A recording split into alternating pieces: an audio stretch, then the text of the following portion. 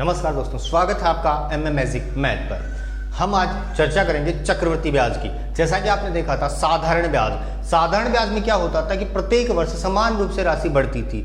जो ब्याज था वो हर साल का बराबर हुआ करता था। लेकिन चक्रवृद्धि ब्याज में क्या करना है कि हर साल ब्याज के भी ब्याज लगेगा। जैसे पुरानी मूवीज में आपने देखा होगा कि लाला सेठ उधार दिया करता था और उसका ब्याज एक पीढ़ी, दो पीढ़ी, तीन पीढ़ी तक उसका जो मूलधन हुआ करता था वो चुकाया नहीं जा रहा था। रीजन क्या होता था? रीजन सबसे बड़ा चक्रवृद्धि ब्याज के भी ब्याज लग रहा। एक सबसे बड़ी बात, पहले वर्ष का साधारण ब्याज और चक्रवृद्धि ब्याज दोनों समान होते हैं। थोड़ा सा ध्यान दें, कॉन्सेप्ट से चलेंगे। बिल्कुल पहले ही सवाल में मैं आपको 2-3 तरीके बताऊंगा आप किस तरीके से करते हैं, और अंत में हम ऐसे तरीके की बात करेंगे जो आगे अंत तक हमें लेके चलेगा। तो बात करते हैं चक्रवृद्धि ब्याज की। पहला क्वेश्चन आपके सामने लिखा है, 5,000 रुपए की राशि को 10% चक्रवृद्धि ब्याज की दर पर 2 वर्ष के लिए उधार दिया जाता है तो चक्रवृद्धि ब्याज क्या होगा? 2 वर्ष का चक्रवृद्धि ब्याज पूछ रहा है, 10% की दर से मूलधन दे रखा है 5,000 रुपए। इन चीजों का आपका पता चल रहा है। अब आगे देखते हैं चक्रवृद्धि ब्याज। तो चक्रवृद्धि ब्याज की यदि बात करें तो सूत्र की यदि बात करें तो आपको पता है कि चक्रवृद्धि ब्याज का सूत्र जो होता है वो होता है मूलधन गुणा 1 प्लस दर बटा 100 की पावर समय। यही तो होता है ना जी ना। ये चक्रवृद्धि ब्याज का सूत्र नहीं होता, ये मिश्र धन का सूत्र होता है। चक्रवृद्धि ब्याज क्या होता है? इसमें से मूलधन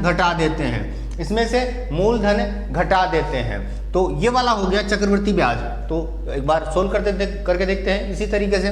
मूलधन कितना पता चल रहा है ना? यहाँ पे मूलधन जो है वो है 5,000 रुपए। कितना रुपए?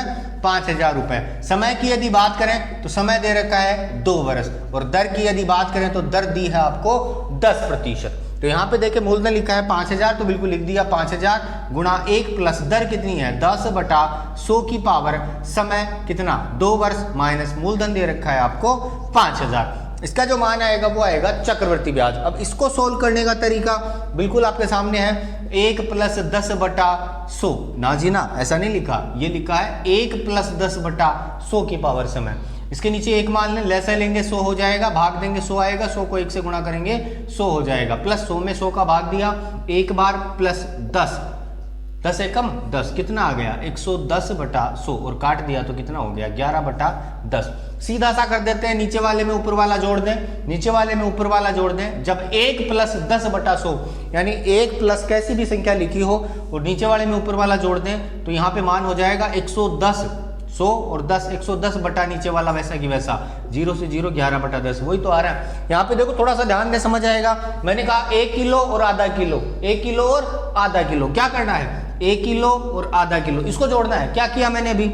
इसमें इसका भाग दें, इसमें इसको जोड़ दें, 2 और 1 3, नीचे वाला वैसे की वैसे लिख दें 3 बटा 2, यही तो मान होगा। करके देख लें, वैसे लिया 2, भाग दिया 2, 2 एकम 2, प्लस 2 का 2 में भाग दिया एक बार, 1 एकम 1, 3 बटा 2, यही तो आ रहा है। तो सीधा सा हो गया ना, नीचे वाले में ऊपर वाला जोड़ दें, 2 में 1 जोड़ा 3, और नीचे वाला वैसे की वैसे लिख दें। एक बार और ट्राई करते हैं, जैसे 2.5, 2 प्लस आधा, 2 में आधा जोड़ना है, चलो 3 बटा 4 जोड़ लो।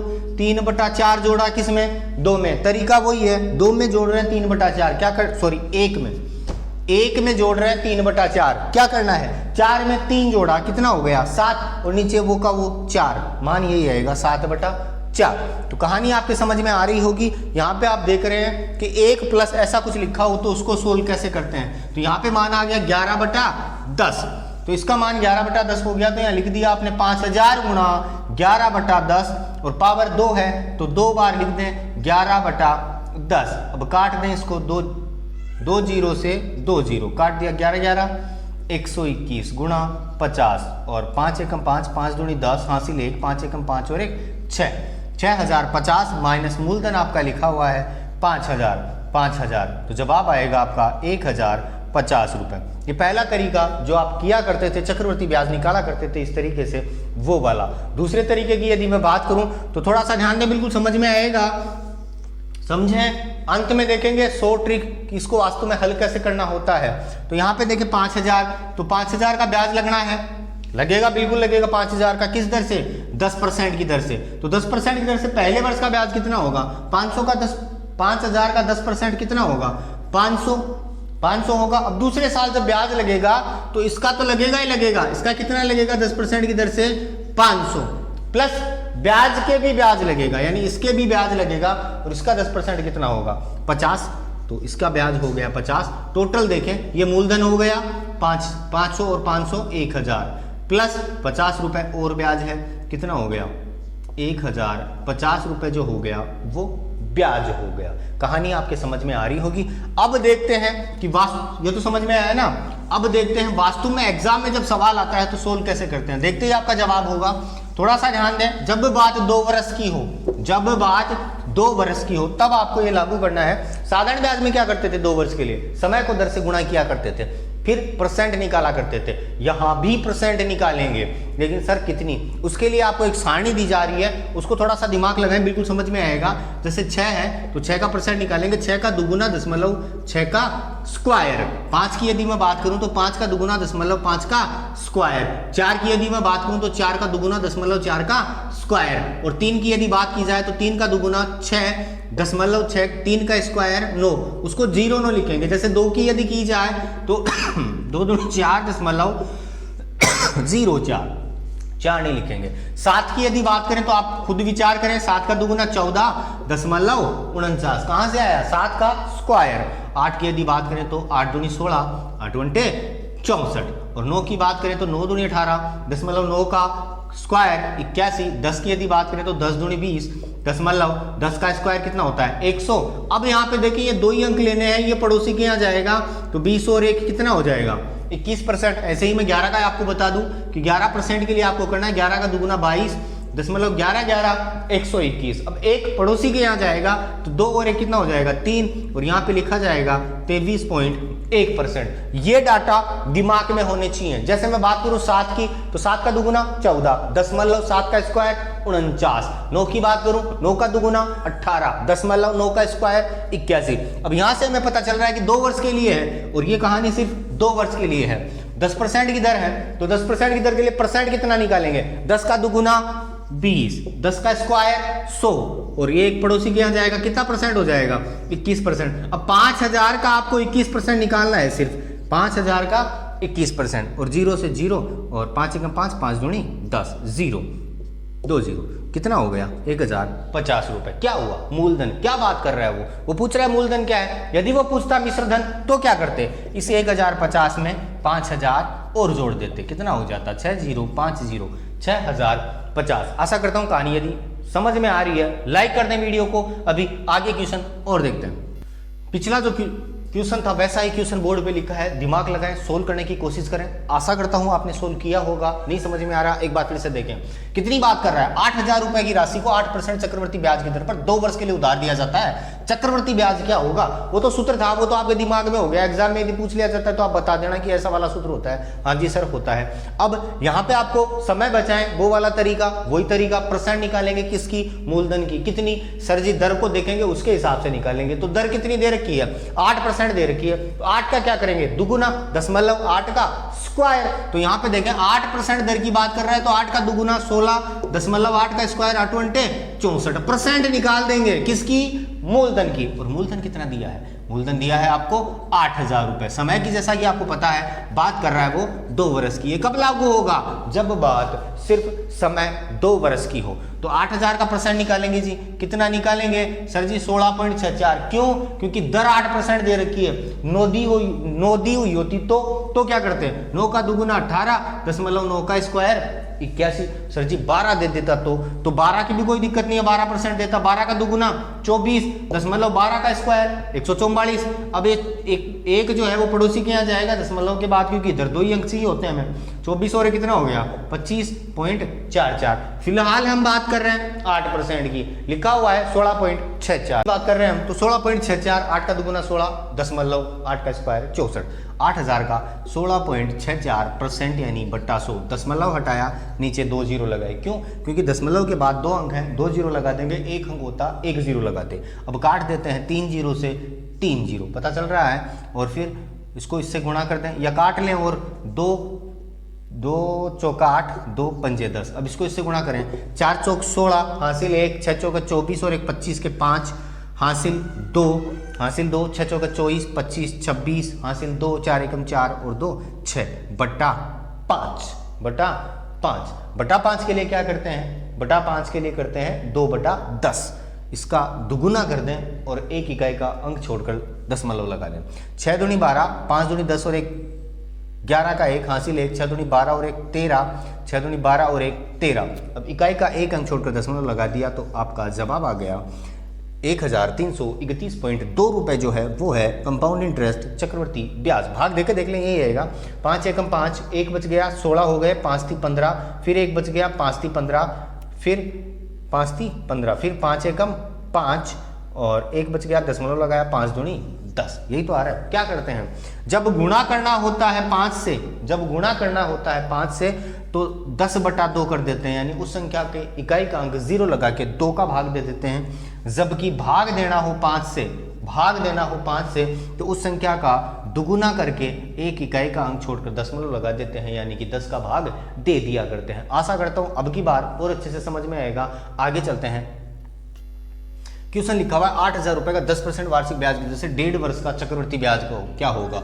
अब तक जो आपने पिछले सवाल देखे थे तो उनमें 2 वर्ष का था, अब की बार 1.5 वर्ष की बात कर रहा है। तरीके वही अप्लाई करेंगे जैसे पहले वाला तरीके की यदि बात करें तो इसमें क्या होता है, ये 1.5 वर्ष का है तो 1 वर्ष के लिए तो दर वही रहेगी, अगले वर्ष के लिए दर आधी हो जाएगी, अगले वर्ष के लिए दर आधी हो जाएगी। और उस प्रकार आप सोल्व कर सकते हो कि 8,000 गुणा ये हो जाएगा 110/100 गुणा 105/100। जो तरीका आप अप्लाई करते हो वो करते हो।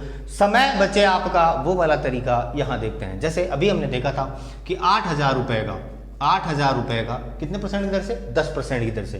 तो 8,000 का पहले वर्ष का ब्याज कितना होगा 10% की दर से, आपको पता चल रहा है। 8,000 का 10% कितना हो रहा है, 800 हो रहा है। तो पहले साल का जो ब्याज लगेगा वो कितना लगेगा, 800। ये तो पहले साल की कहानी खत्म। चूंकि आपको पता है पहले साल का साधारण ब्याज और चक्रवृद्धि ब्याज दोनों समान होते हैं। अब 8,000 रुपए हो गए। अब दूसरे साल पूरे नहीं चल रहा, वो 5% की दर से चल रहा है, आधे महीने ही चल रहा है, आधे महीने मतलब 6 महीने। तो यहाँ कितना लगेगा ब्याज, 5% की दर से लगेगा, 5% लगेगा, यानी इसका 5% लगेगा और इसका 10% कितना, 800। 5 कितना होगा, आधा हो जाएगा, 800 का आधा 400। यहाँ ब्याज लग रहा है कितना, 400। दूसरे साल की बात कर रहा हूं मैं। अब ब्याज के भी ब्याज लगेगा, ब्याज कितना था 800, इसका 10% कितना 80, तो 5% कितना होगा 40, उसी का तो आधा होगा। 10% 80 क्यों हुआ, इकाई का 1 अंक छोड़कर दशमलव लगा देते हैं, वो 10% हो जाता है, उसका आधा 5% हो गया। कितना हो गया 40। टोटल कर दें, ये भी ब्याज है, ये भी ब्याज है, ये भी ब्याज है, चक्रवृद्धि ब्याज की बात कर रहे हैं। तो कितना हो गया 800 + 400 + 40, 8 × 4 = 12, 1240 रुपए क्या हो गया चक्रवृद्धि ब्याज। चलो वो तरीका भी देख लेते हैं। कौन सा वाला, 1 + दर/100 की पावर समय, मूलधन गुणा 1 + दर माइनस मूलधन, यही तो होता है चक्रवृद्धि ब्याज। यहाँ मूलधन नहीं लिखता तो उधर वो हो जाता मिश्र धन चक्रवृद्धि ब्याज। 1 + दर/100 की पावर समय। क्या करते हैं, मूलधन कितना है यहाँ पे 8,000 गुणा 1 + दर दे रखी है 10/100 और 10/100 यानी कि 110, और दूसरी बार दर होगी 1 + दर कितनी 5/100, यही तो होगा, 1.5 है, हाँ ऐसा ही होगा। अब देखें 8,000 गुणा 110/100 गुणा 105/100 काट दें, 2 0 से 2 0, 2 0 से 1 0 ये वाली, 1 0 ये वाली, इसको इससे गुणा करेंगे 8 पंजू 40 और 8 एकम 8 गुणा 11, 11 से जब किसी संख्या को गुणा करते हैं तो ध्यान दें 0 का 0, 0 और 4 4, 8 4 12 के 2 हासिल 1, 8 और 1 9, कितना आया 9,240। क्या आया मिश्रधन, मिश्रधन मूलधन घटा दें, इसमें से मूलधन घटा देंगे तो कितना आ जाएगा 1 2 4 0, 1240 रुपए। 11 वाला दिमाग में रखें। आशा करता हूँ कहानी समझ में आ रही होगी। अगला सवाल देखें, 3 वर्ष का कैसे निकालते हैं। पिछला सवाल देखा था वैसा ही सवाल आपको दिखाई दे रहा है, लेकिन इसमें परिवर्तन है। परिवर्तन क्या है वो हम देखेंगे। 5,000 रुपए का 20% वार्षिक ब्याज की दर से 1.5 वर्ष का चक्रवृद्धि ब्याज क्या होगा। यहाँ तक तो पिछले वाले सवाल में भी था, लेकिन आगे लिखा हुआ है यदि ब्याज की दर अर्धवार्षिक हो। यहाँ ब्याज की दर अर्धवार्षिक है, यानी हर 6 महीने बाद वो हिसाब हो रहा है उनका। तो यहाँ पे देखें अर्धवार्षिक है तो अर्धवार्षिक यानी 6 महीने से हो रही है, और 6 महीने से जब ऐसा हो तो ऐसा मामला होने पे दर तो हो जाती है आधी और समय हो जाता है दुगुना।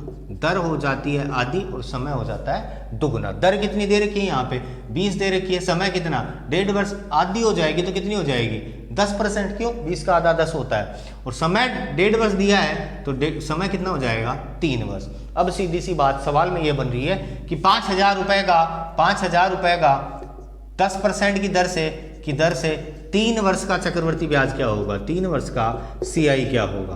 पता चल रहा है आपको, सवाल की भाषा अलग थी, अब जाके सवाल बना है कि उसको क्या चाहिए।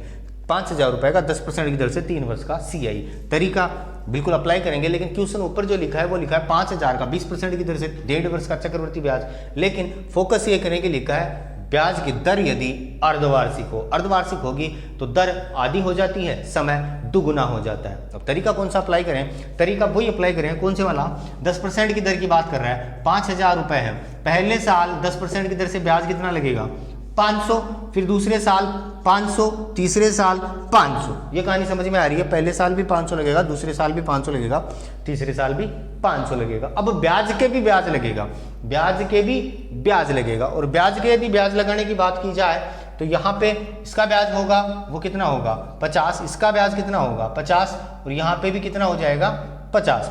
अब इसका भी तो ब्याज लगेगा 10%, वो कितना लगेगा 5 रुपये।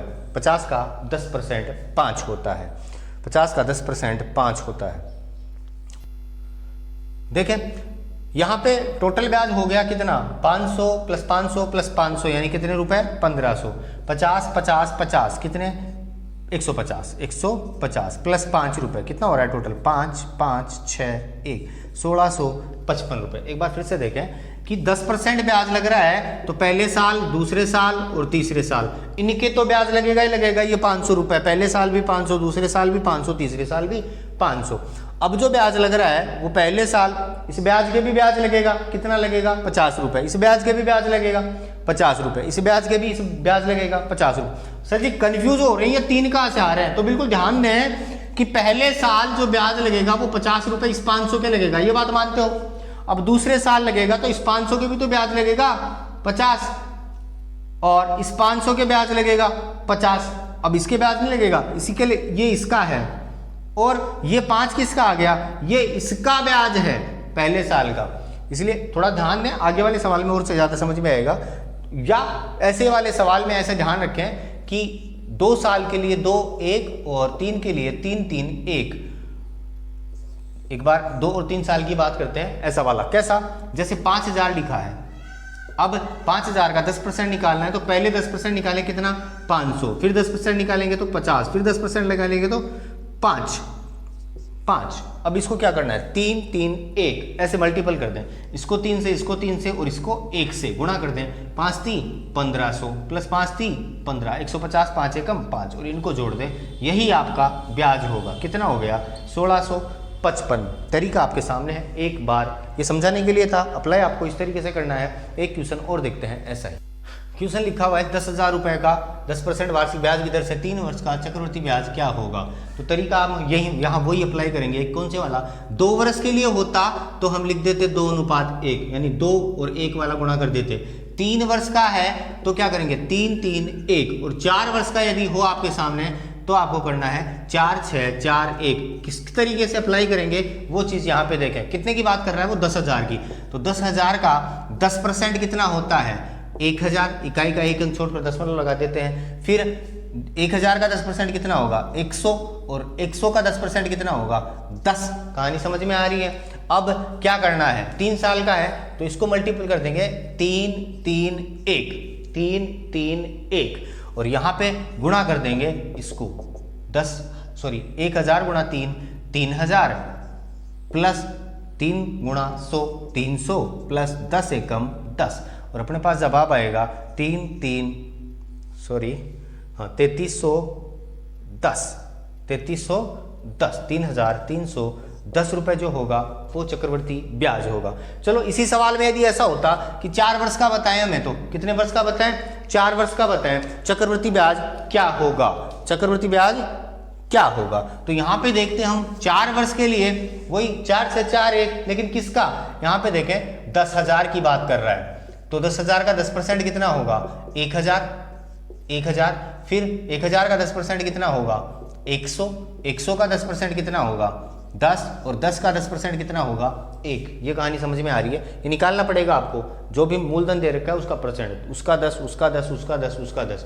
अब मल्टीपल कर दें 4 6 4 1 से, 4 6 4 1 गुणा कर दें इनको, और गुणा करेंगे तो यहाँ पे आपको जवाब आएगा 4000 प्लस 600 प्लस 40 प्लस 1 और टोटल करते हैं 4,641 रुपये। इसका टोटल करेंगे, मान आएगा 4,641 रुपये। इसका मतलब यदि एग्जाम में 4 साल का चक्रवृद्धि ब्याज पूछ लिया जाए तो आप उसको अच्छे तरीके से सोल्व कर सकते हैं। आशा करता हूं क्वेश्चन आपके समझ में आ रहा होगा। यदि आपको ट्रिक अच्छी लग रही है एक बार वीडियो को लाइक जरूर कर दें। आगे देखते हैं अगला क्वेश्चन लिखा हुआ है और ऐसा लिखा हुआ है जो आपने अब तक सीखा है उन दोनों का निचोड़ के आपको कितना समझ में आ रहा है। एक बार वीडियो रोक के क्वेश्चन खुद बनाएं। आशा करता हूं आपने क्वेश्चन बनाया होगा और समझ में आ रहा होगा। यदि थोड़ा सा भी कंफ्यूज है एक बार और ध्यान दे लें। ये चक्रवर्ती ब्याज का जो भूत आपके दिमाग में चल रहा है वो भूत भाग जाएगा यदि थोड़ी सी मेहनत प्रैक्टिस आप घर पे कर लेते हैं। तरीका यहाँ बताया जा रहा है। जैसे 12,000 का 15% की दर से 2 वर्ष के लिए 2 वर्ष वाला निकालना है, 3 वर्ष के लिए उधार दिए जाते हैं अर्जित चक्रवर्ती ब्याज कितना होगा, तो 2 वर्ष का भी निकालना है, 3 वर्ष का भी निकालना है। करना क्या होता है हमें कि 12,000 का वही 2 और 3 का दिमाग में है ना, 2 1 और 3 3 1, यही तो करना है आपको। और करना क्या है, 2 1 का मतलब 12,000 का 15%, 12,000 का 15% कितना होगा। एक इकाई का अंक छोड़कर दशमलव लगा देते हैं 10% हो जाता है। तो 10% कितना हो गया 1200 और 1200 का 10% का आधा 5% होता है। 1200 का आधा 600 हो गया। तो 1200 और 600 1800 रुपये हो गया 15%। अब इसका 15% और निकालेंगे, इसका 15% निकालेंगे तो 10% कितना हो गया 180 और 15% कितना हो गया 90। 0 8 8 16 27 सॉरी 8 8 16 1 7 27 1 1 270 रुपये। ये तो मामला हो गया 2 वर्ष का। यदि पूछता तो क्या कर देते 2 और 1 से गुणा कर देते, 18 दूनी 3600 और 270 जोड़ेंगे इनको तो 0 7 8 3 3870 रुपये जो होता 3870 रुपये जो होता वो इसका ब्याज होता 3870 रुपये। लेकिन बात जब 3 वर्ष की कर रहा हो, ये तो 2 वर्ष का मामला हो गया, 3 की कर रहा होता तो पता तो चल रहा है ना 12,000 का 15% कितना 1800, 1800 का 15% 270 और 270 का 15% 10% कितना हुआ 27, 10% कितना हुआ 27 और 5% कितना होगा 27 का आधा तो कितना हो गया 27 का आधा 13 दूनी 26 13.5 जोड़ दें 5 5 7 3 10 की 0 हासिल 1 2 3 और 1 4 40.5 पता चल रहा है। 40.5 कहाँ से आया 270 का 15% निकाला है हमने। अब 3 3 1 3 3 1 गुणा कर दें इसको 8 3 24 के 4 हासिल 2 3 1 3 और 2 5 18 3 54 और 0 7 3 21 2 3 2 6 और 1 7 8 27 81 7 21 1 हासिल 2 3 2 6 और 2 8 और 40.5 कर दें टोटल इनका कितना 810 जोड़ना है 40.5 जोड़ना है। पॉइंट के नीचे पॉइंट इधर आ जाएगा और अब जोड़ दें 0.5 0 4 और 1 5 8 4 12 5 और 1 6 6,250 रुपये क्या होगा 3 वर्ष का चक्रवर्ती ब्याज। आशा करता हूं कहानी आपके समझ में आ रही होगी। छोटा सा वीडियो ये था, आगे और क्लासें आपको चक्रवर्ती ब्याज की मिलेंगी। यदि आपको वीडियो अच्छा लगे कमेंट करें, ज़्यादा अच्छा लगे लाइक करें, शेयर करें और सब्सक्राइब कर लें ताकि ऐसे ही वीडियो आपको प्राप्त होते रहें। धन्यवाद। जय